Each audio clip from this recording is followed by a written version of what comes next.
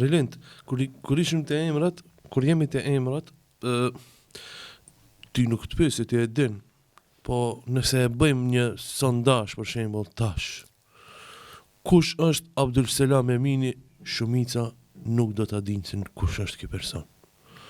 A din pse? Jo pse nuk duan, por shumë pak i kanë dhënë rëndësi Abdul Selam Eminit. Abdul Selam Emini është dëshmor në Universitetin e Tetovës, fillimi kur ka qenë shteti, ka çu special sa policë, kanë maltretuar dhe një ndër to kanë vrarë një shqiptar duke mbrojtë të drejtën elementare për shkollimin e gjuhës shqipe. Abdul Selam Emini është dëshmor i kombit, domethënë.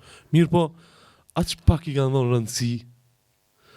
Unë nuk shoh asnjë rrugë me emrin Abdul Selam Emini. Të kishë qenë Angelo, Mark, Sopi, do na kishin mbush ndoshta edhe aeroportin. A kupton? Ama aq pak i kanë dhënë rëndësi Abdul Selamit, rahmeti po shpirt, ai shpëlimin e ka marrë te Allah, po dyftyrësia dhe standardet e dyfishta. Po pikërisht pajtohem, nëse kjo varet nga shteti në shtet. Po dhe po.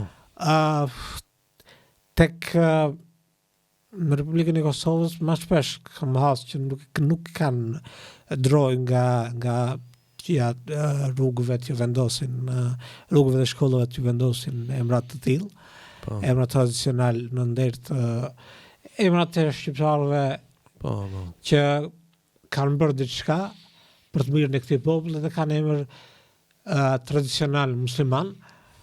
Në Republikën e Shqipërisë diçka më shumë, për veçanti ekziston një drojt tek shqiptarët në Maqedoninë e Veriut, që ajo normal është pjesë pak e fajton, por ka bëjë edhe me atë që përfaqësuesit politik të bashkëqytetarëve tanë, normal kanë alergjinë dhe gjitha emrave shqiptar, por nëse duhet të jetë emër shqiptar, s'paku të jetë një emër jo musliman. Që po është e vërtetë ajo, që më pak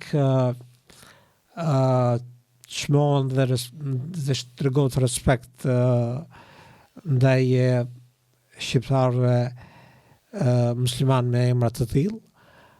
Por s'paku të në Maqedoninë e Veriut nuk është domosdoshmërisht fajon, është kështu situata është më ndërlikuar. Ajo që është e përgjithshme është përqeshja bullizimi. Ja, dhe bullizimi dhe pashi, do të thonë është pashije, është provokim, është e ul dinjitetin njerëzor. Do të thonë kjo është ajo kryesorja.